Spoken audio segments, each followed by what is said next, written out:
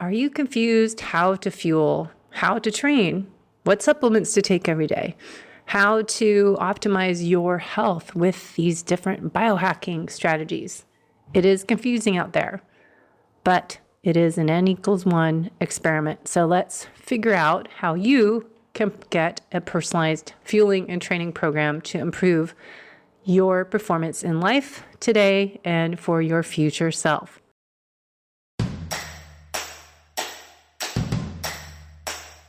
Welcome to the Low Carb Athlete Podcast, where we focus on discussing topics to help you burn fat, optimize health, and improve performance in life and sports. Transform the whole you from the inside out with the holistic method. Let's dive in. Now, here's your host, Debbie Potts.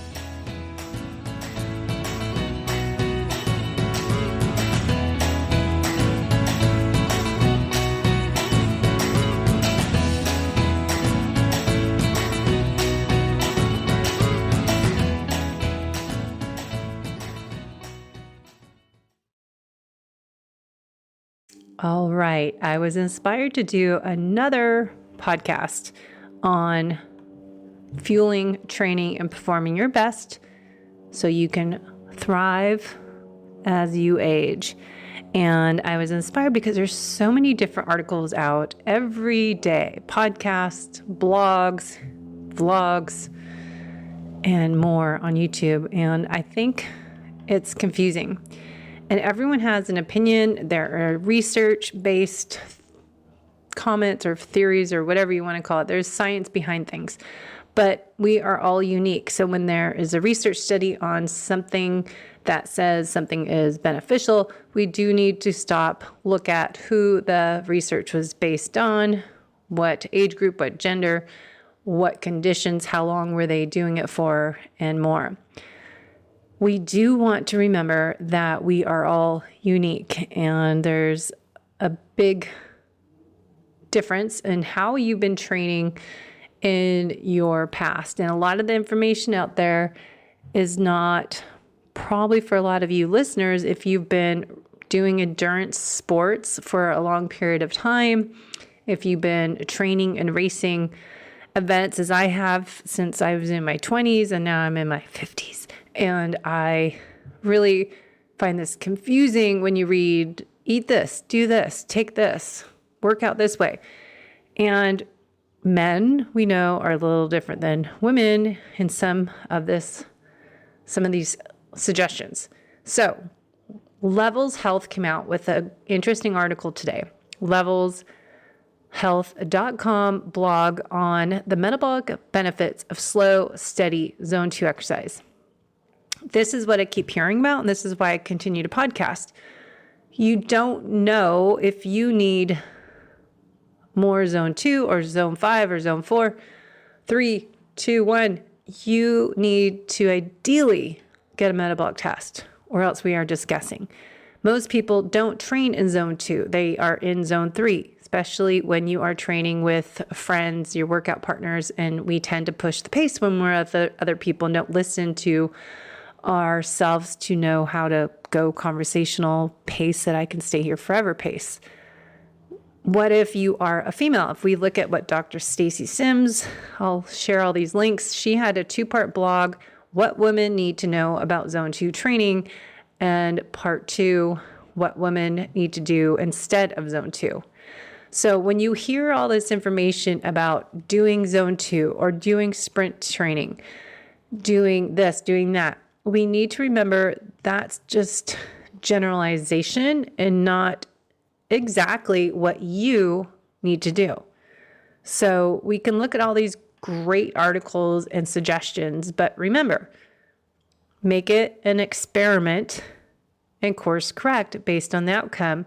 If you're not able to pay for a metabolic test, if you are not able to get a comprehensive blood chemistry panel, and ideally get a Dutch test to see where your cortisol rhythm is throughout the day, and a GI test.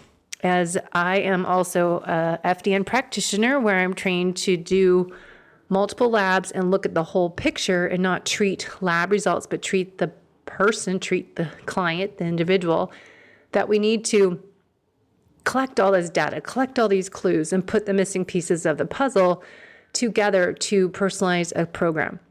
So I would suggest reading these articles and then looking at what have you been doing? What is your exercise history? What have you not been doing? Might be a good way to start. What have you have not been working on as sprint interval training or resistance training, and start rearranging your priorities in your workout schedule. So when we are doing a resting metabolic rate, we're looking at, as I shared in the previous episodes, on your RMR, your respiratory, your resting metabolism, and then we're looking at the RER as a respiratory exchange ratio.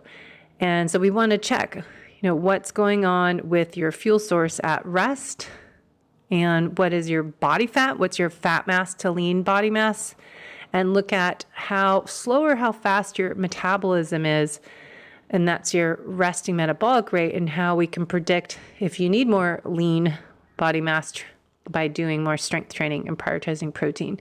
We also want to look at other markers and work on checking out your blood sugar stability throughout the day and looking at your insulin and your A1C and your full thyroid panel and more. So we want to maybe just get your body fat tested if that's what easy way to start. Let's look at what your lean body mass as fat mass, because a lot of endurance athletes, no offense, this is why I started the podcast. We were doing all this training, 15, 20 hours a week, doing long distance cardio, and what happens? People don't lose weight. So as I just saw someone else posted something about endurance training, don't do endurance training to lose weight. You're probably not going to really drop that much weight or change your body composition, as I want to be leaner, stronger, and faster. So depending on training for a 50K trail race, a marathon, a 100-mile bike race, Ironman, you want to do it because you love to do it, not because it's good for you, because it's not. It's a little bit too much exercise for us, and looking at what your body composition is. So we want to look at your body fat and your lean body mass and ways we can improve metabolism. I did another episode, but if you can look at your metabolism during rest and exercise, how efficient you are using fat for fuel and your carbohydrates, and working on that part of it to figure out your nutrition. As I talked about, the RER of 0.7 shows you're burning more fat, and 1.0 you're burning more carbohydrates. So we can look at your levels of fat oxidation, and then we can determine what's going on when we do an exercise test. Then I've recorded many interviews and podcasts, solo casts on this, but you can figure out your heart zone training. Instead of saying, we all need zone 2 training to improve your VO2 max. And then my friends have been talking about just doing sprint interval training to improve VO2 max, and that's all they do. They don't do any zone 1 or 2. But then we look at, okay, where is your metabolic efficiency point? How efficient are you burning fat at lower levels? Do you need to improve that area? Is that even an issue? So we really need to really work as an individual and not compare ourselves. Comparison's the thief of joy.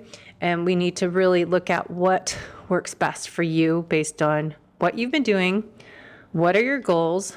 What are your struggles, your limiters, and areas of opportunity, and what you will do, right? How motivated are you to reach your goals and change how you train, how you fuel?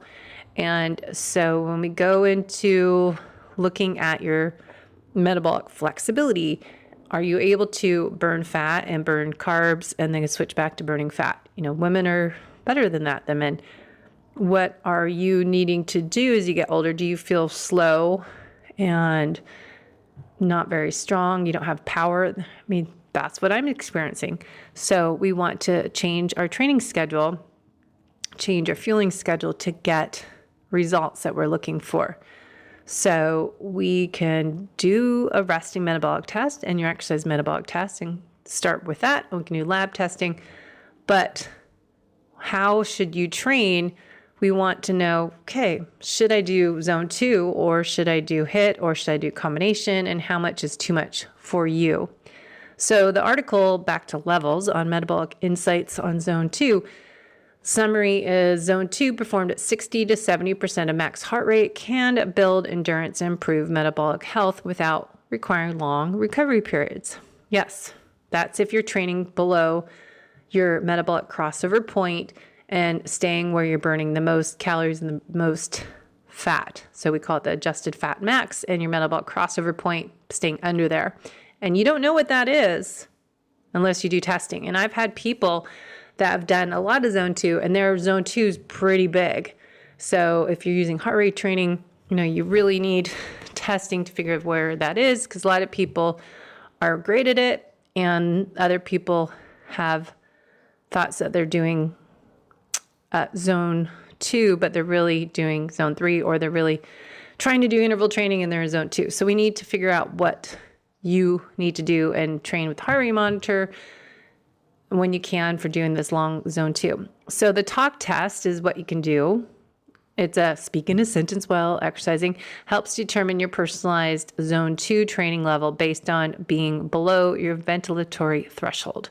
So where your carbohydrate usage goes up and your fuel source changes to more what's called, used to be called anaerobic threshold.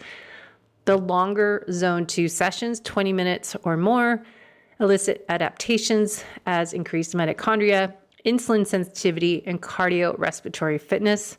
Mixing zone 2 with higher intensity training, as we've discussed, the zone 5 down to zone 1 is what interval training is, or zone 4 to zone 1. This helps build an aerobic base without impeding on other athletic goals. So that is a great way to figure out, okay, how should I train zone 2, and then where do my interval training workouts go during the week? So over time, they say zone 2 exercise strengthens the heart, boosts oxygen capacity, and may contribute to longevity by maintaining cardiorespiratory fitness. So you can read the entire article on levelshealth.com on their blog, but they have some great information on there. Yes, there's lots of science-based information, but the benefits of slow, steady zone 2 cardio, as we discussed, does give you a greater gain of VO2 max as well HIIT training. So let's see. In 2014, which is 10 years ago almost, scientists demonstrated that endurance athletes had greater gains in VO2 max, which is a marker of fitness we'll go into, that measures the maximum amount of oxygen your body can use at once when incorporating zone 2 than when they had only HIIT and sprint training. Since then, similar benefits have been found for recreational ultra-endurance runners, where slow training helped aerobic performance and body composition, but also for high-intensity exercisers as mountain bikers, soccer players. You want to be able to go really fast, recover, and really go fast again, or if you want to improve cardiovascular health, the bulk of your exercise program should be in zone 2, this article says. Now, this is what they talk about, the 80-20 rule with training. 80% of your training in the easier zone, 1-2, and only a 20% or less should be at higher intensities to maximize results. This is written by Dr. Matthew Lay on this section. And then there's more information about, my friend was just telling me about the hybrid athlete, the founder of Complete Human Performance, Alex Viada. He says zone 2 is done at a pace that is infinitely sustainable, but it's still exercise. Zone 2 gives you all the benefits of exercise, such as improving efficiency of your heart, reducing blood pressure, and lowering the risk of cancer, diabetes, and early death. But unlike higher intensity sessions, which can leave you wiped out, cause soreness, and requires days to recover, zone 2 hits a sweet spot that lets you reap the benefits of exercise without overtaxing yourself. So getting into zone 2 can be challenging for people. This is what I say, what Dr. Stacy Sim says, and this article says people tend to exercise too hard or go too easy, and zone 2 is different for everybody because it's based on your max heart rate. And, working on the benefits of heart health, metabolic health, and athletic performance, we want to figure out, and this is me speaking, what is that zone 2 for me at my fitness level right now, instead of just guessing, because a lot of people don't know what easy feels like. We tend to go too hard, as I said, and probably in zone 3. So again, when you can, test and not guess. So more goes into this article, what happens to your body during zone 2 training. And we've talked about this multiple times, that they talk about the 5 zones as we test in Pinoe metabolic testing. At different heart rate zones, your body uses different fuel sources to create energy for your cells, and this drives particular reactions in the body. As zone 1 and 2, you probably know that you're burning fat as your main fuel source. And then when we go into higher heart rates, we're above your ventilatory threshold, or we call it VT1. And then the zone 3, zone 4, zone 5, we've spoken about many times. This is a breathing rate increases. And I think they must have done Pinoe testing, because that's what we talk about all the time. But we're measuring your breath analysis and your metabolism fuel source during exercise is what Pinoe metabolic testing is actually talking about, what we discover for you. So zone 3, 4, and 5, we see your heart rate goes up and your breathing changes and your fuel sources changes. So we're not able to talk comfortably as your body starts to use more glycogen and lactate and then creatine phosphate as your higher fuel sources in your sprint interval training. So there's more information about one of the levels advisors is the well-known Dominic D'Agostino.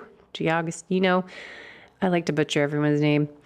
And he has some great saying on here that the benefits of other mechanisms for energy production get recruited as glycolysis, and that is a breakdown of glucose to make more lactate. And that's one of our cells' preferred energy sources when we get to be at higher intensities. So your body makes lactate all the time, he says, but at lower levels of work, you can deliver most of your energy to your cells with fat. But above your VT1, your body produces more lactate than your muscles, and mitochondria can clear out with the oxygen you have available. Your body's making more fuel because it senses a need, because it can't use it all. So lactate starts to build up. Since your muscles can't be fueled anymore, the buildup of blood lactate is tied to lower muscle performance.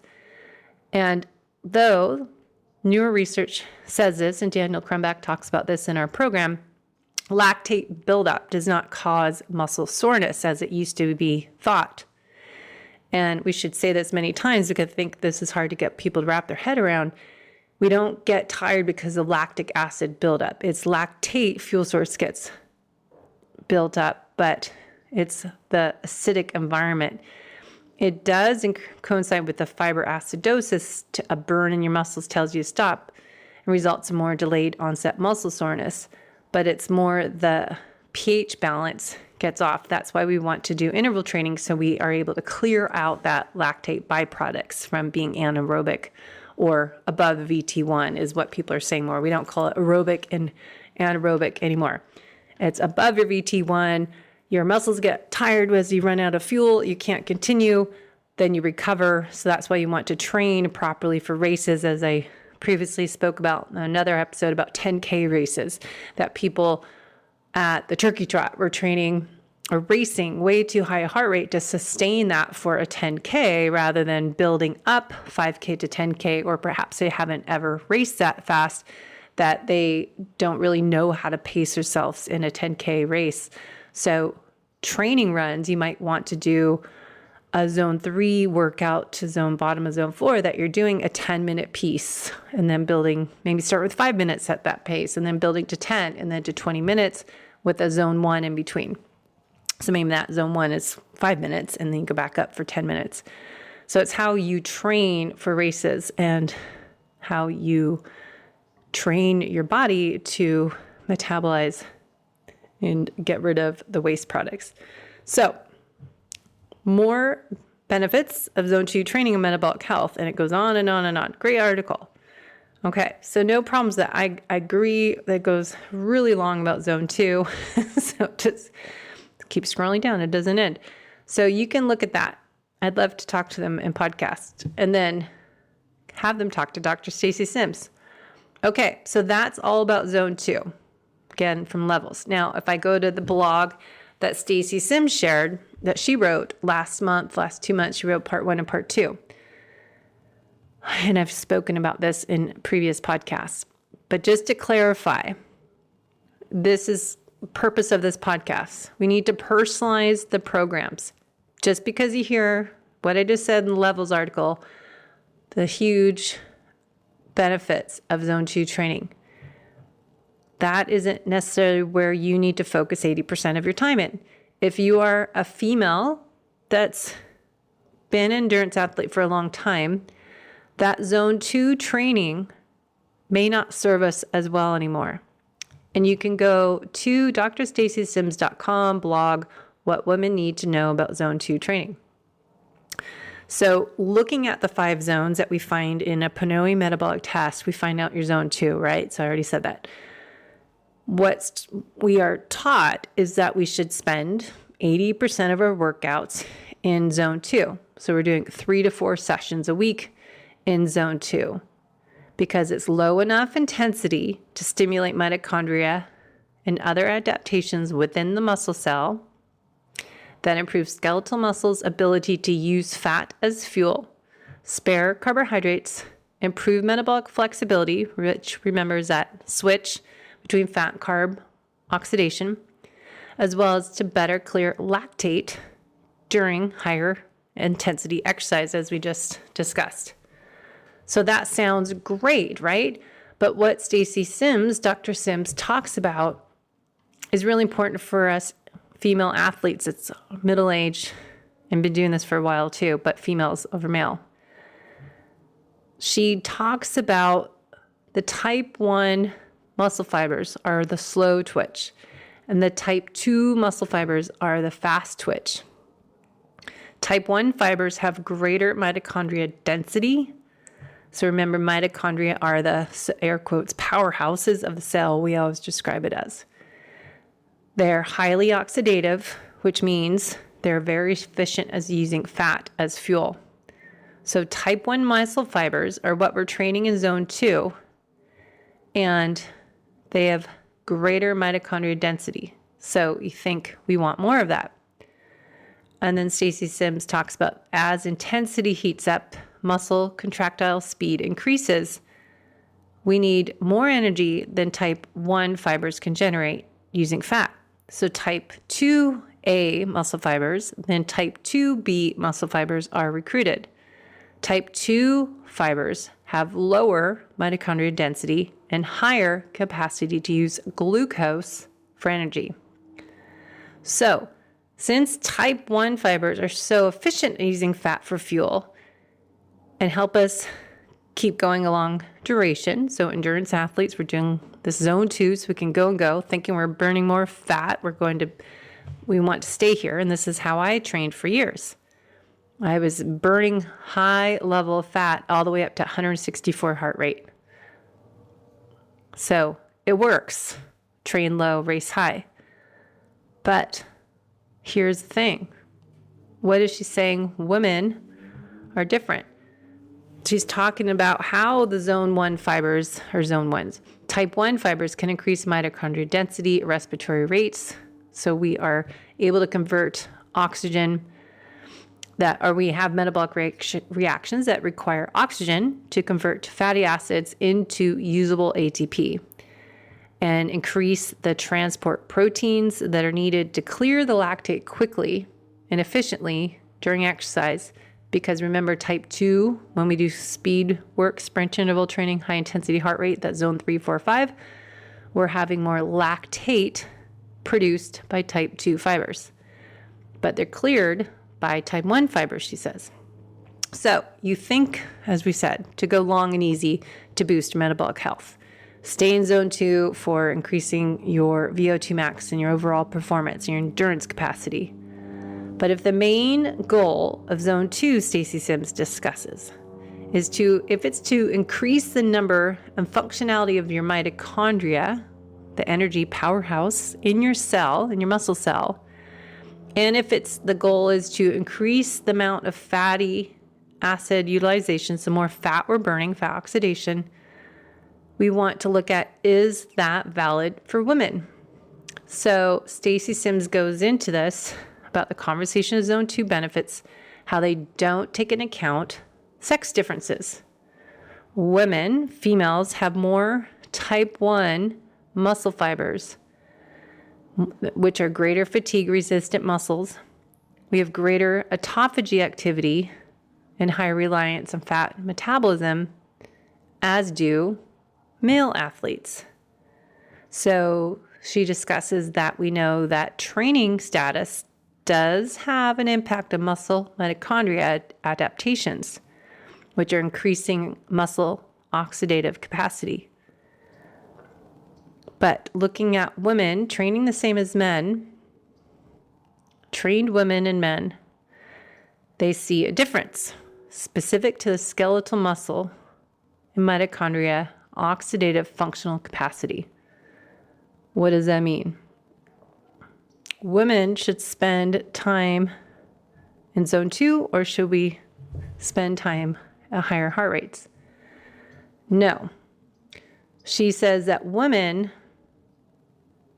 as compared to men, have the greater amount of fat particles stored in our muscle cells.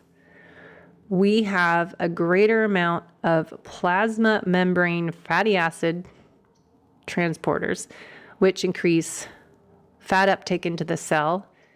And we also have a greater sensitivity to what's called mCoA, which is a metabolite that can inhibit fatty acid getting into the mitochondria.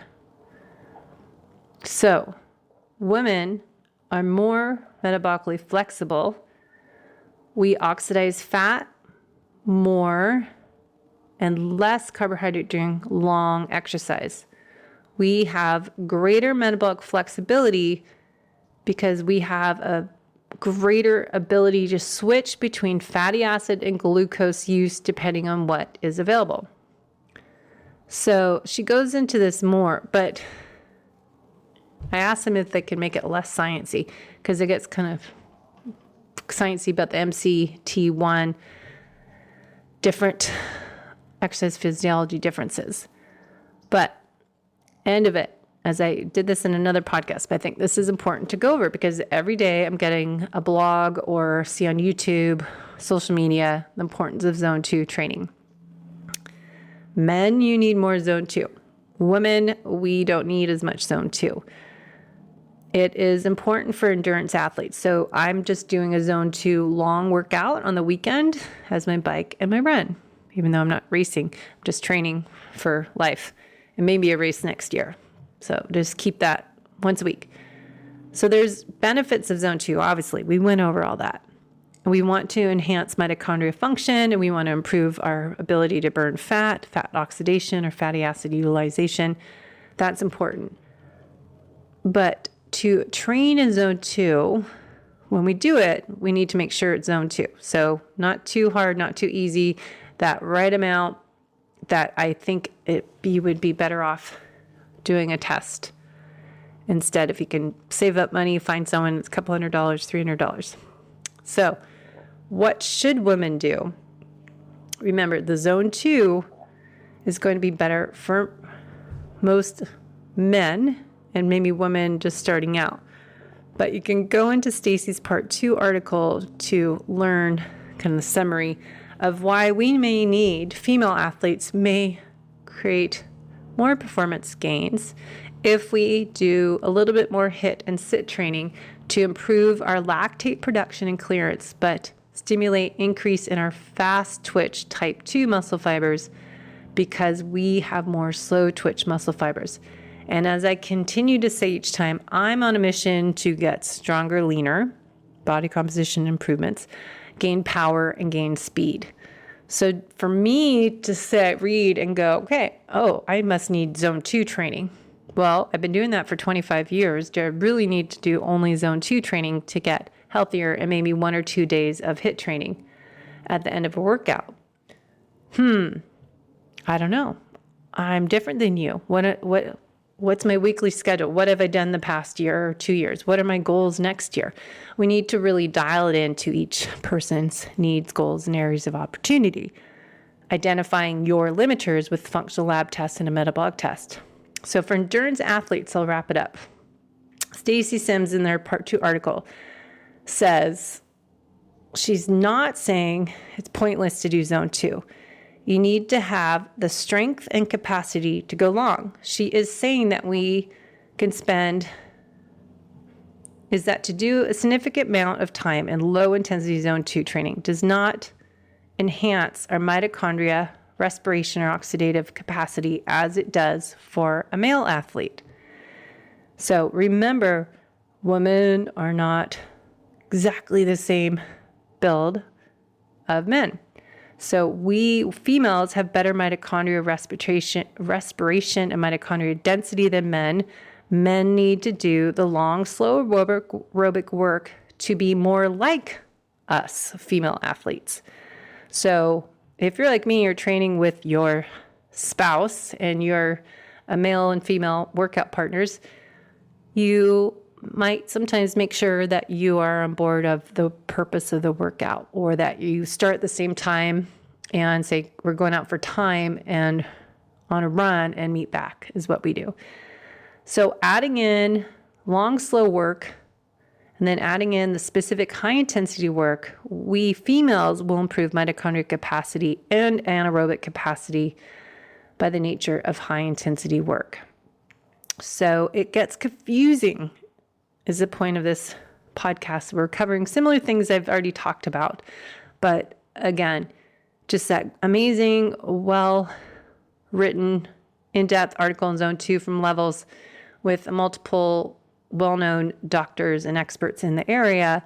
It doesn't take into account differences between men and women, and us endurance athletes that have been doing this a very long time. And for us, people that are getting older, that are getting slower and maybe fatter and not performing as well, instead of blaming the aging process, you know my answer, stop blaming it and change how you train and fuel and working on your lifestyle habits. So prioritizing your sleep, stop drinking alcohol. I know people drinking every day. It's really driving me nuts. Your alcohol is going to impact your sleep, and your sleep will impact your recovery and repair. If you're drinking alcohol, limit it 1 or 2 nights a week. Limit that night you're drinking to 2 drinks a night. You don't need to drink alcohol every night.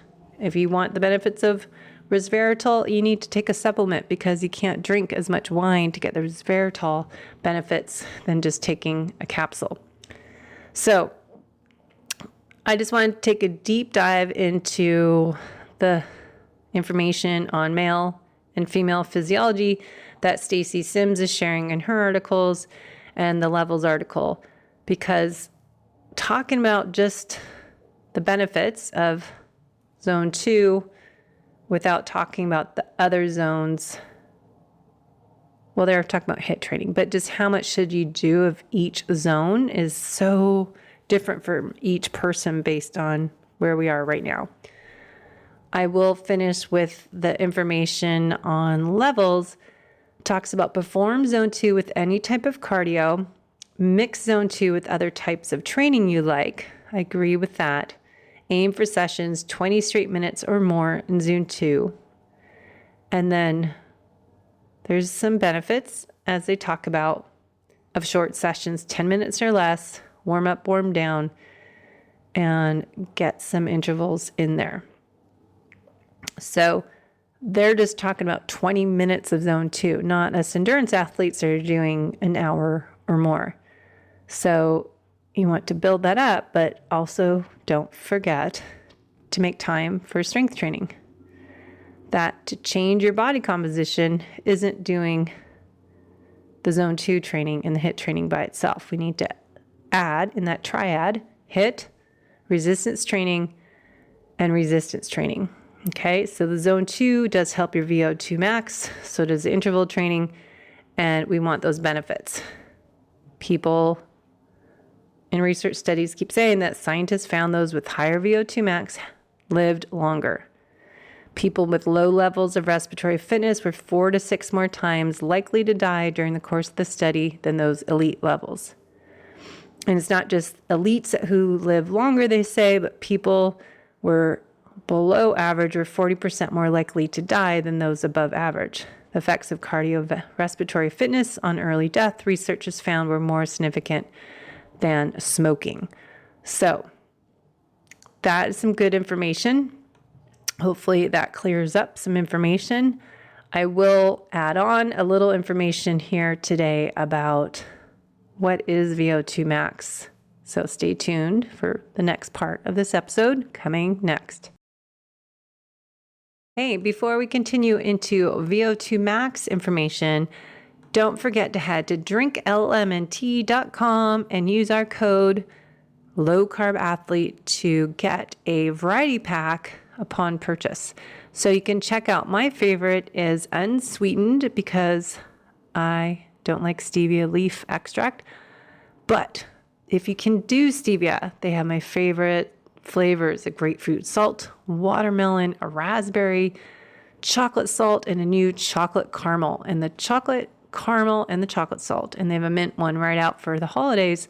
Great with hot water. Sadly, I get a headache from stevia, but my husband loves to have the chocolate and even put it in our protein drink with our whey protein shakes. So check it out. I drink this every day and have it at nighttime. I have a water bottle by my bed with some in because I get dehydrated when sleeping. Learn more at drinklmnt.com and check out their ingredients and electrolyte profiles. All right, let's go back to VO2 max. I just got another great article today in my inbox about how we have ability to test your VO2 max. But what is VO2 max? It is the milliliters of oxygen absorbed per minute divided by the kilograms of body weight.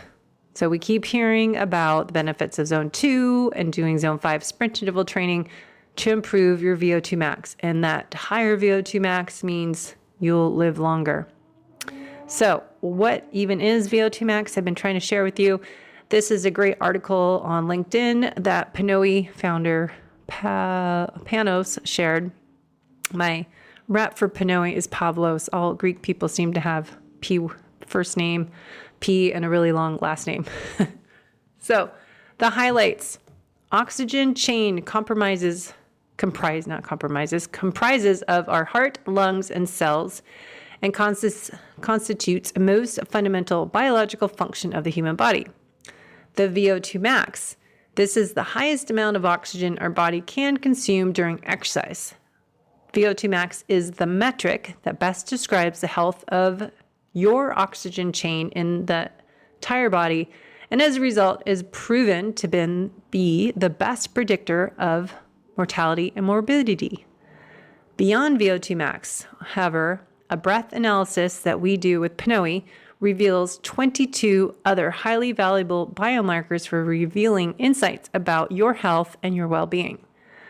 So, as I keep saying, VO2 max is one area you want to excel in. We still want to look at other metrics and biomarkers as your blood chemistry panel, but we also want to check out your breath analysis that we do during a metabolic test. So we can also use your VO2 max to help us figure out your biological age. So how do we do that? Let's go briefly into this. You can read more on LinkedIn under Pinoy or Panos' site.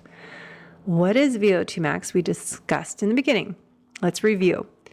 VO2 max is the maximum amount of oxygen in the human body that you can absorb. It is measured in terms of milliliters of oxygen consumed per kilogram of body weight. The formula indicates how VO2 is calculated, and you can see that in the blog. So how do we test that? This is what I am doing and excited to launch it in the new year in Solana Beach.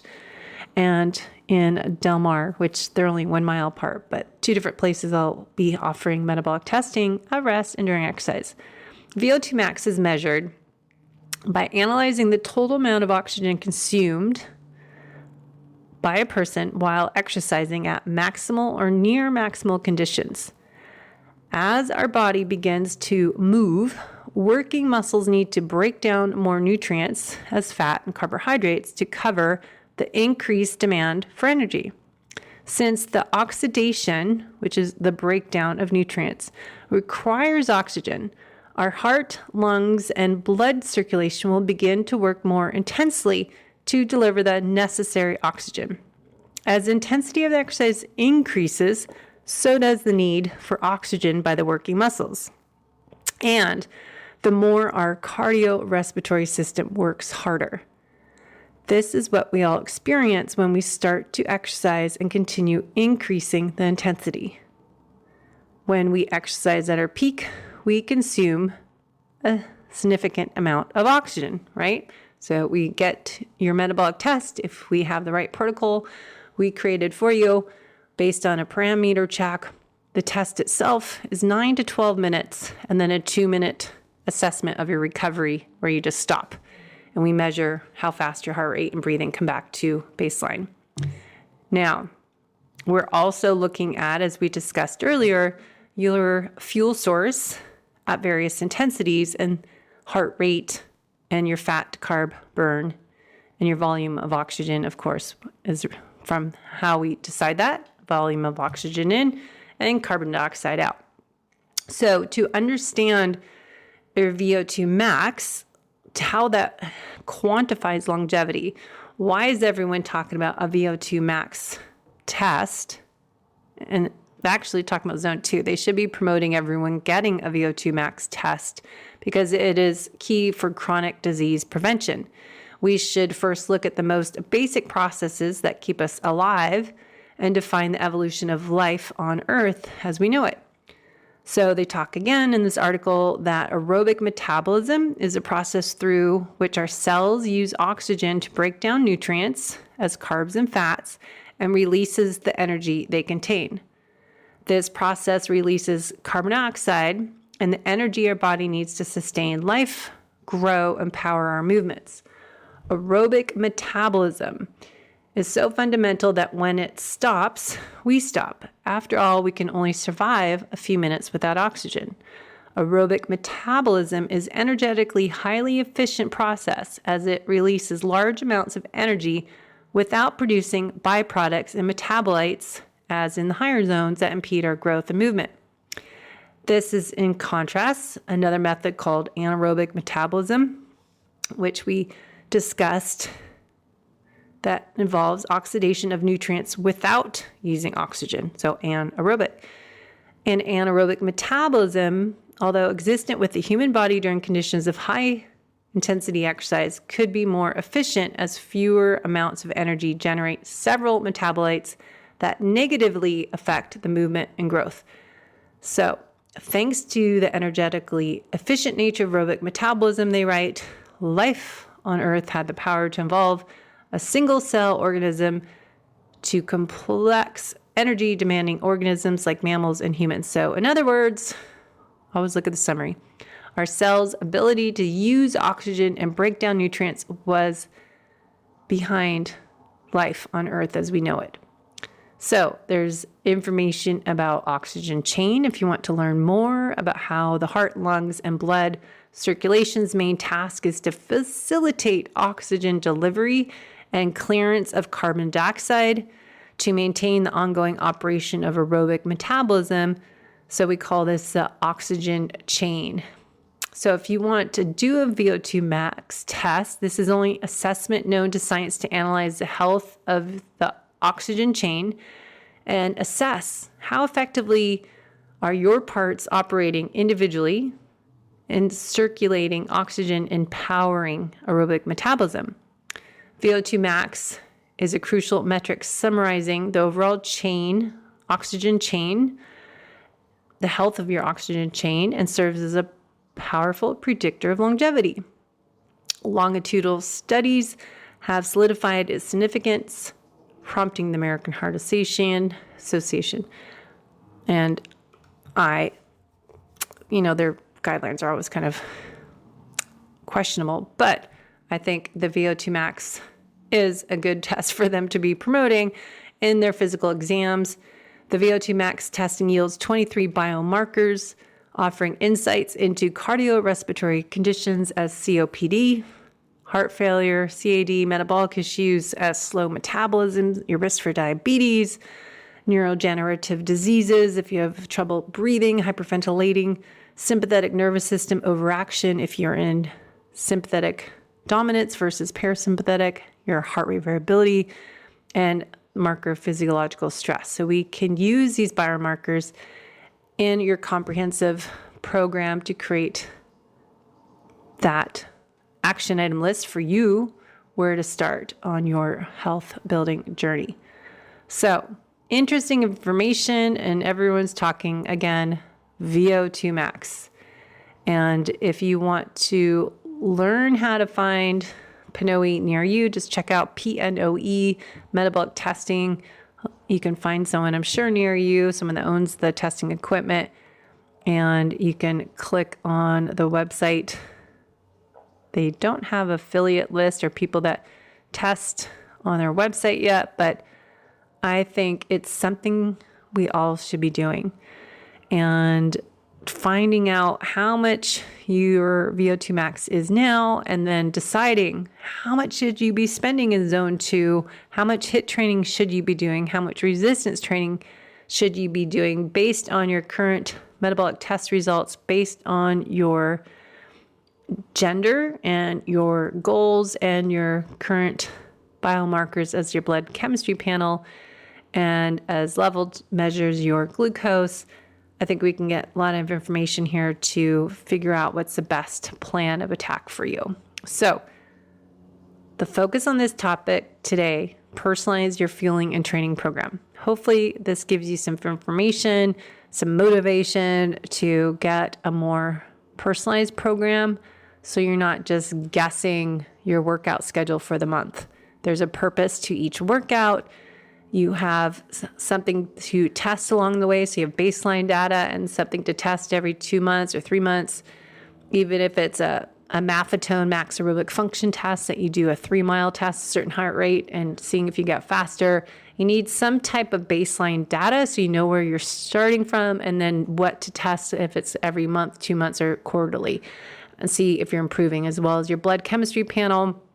Order online or use Inside Tracker. You can use our code Low Carb Athlete on there, and you can get your lab test or go to Ulta Labs or own your own labs. There's lots of options, but just remember, you are unique. So don't do something exactly because someone had great success, as my friend Brad Kearns is doing all sprint training and is cold plunge and doing amazing, having great results, eating a ton of fruit. And that works for him to add fruit and a carnivore diet together. Other people it might not work for.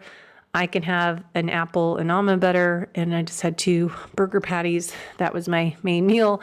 And I will try to get more protein in, having a protein powder mixed with ice and water. So, we really need to just not compare ourselves, as I said, to others, and figure out what is best for us. So let me know if you have any questions, comments, or suggestions for upcoming shows. Hey, my fellow aging endurance athletes, just a reminder, if you like what you listened to today, make sure to share this episode with your community. Head to debbiepotts.net to set up a free discovery call to learn more about my personalized coaching programs, especially if you are on a mission as myself to improve the aging process and start training to be my best self when I am 80, 90 years old. So I am on a mission to live my best life and be my best self the second half of my life. So if you're on the same mission as me, head over to my website and YouTube channel to learn more ways to improve the whole you from the inside out with the holistic method. Thanks for listening to the Low Carb Athlete Podcast. If you have any questions, feedback, or topic suggestions, let us know on Facebook or at debbiepotts.net. You can help us continue and grow by leaving a review on iTunes. Thanks again, and see you next time.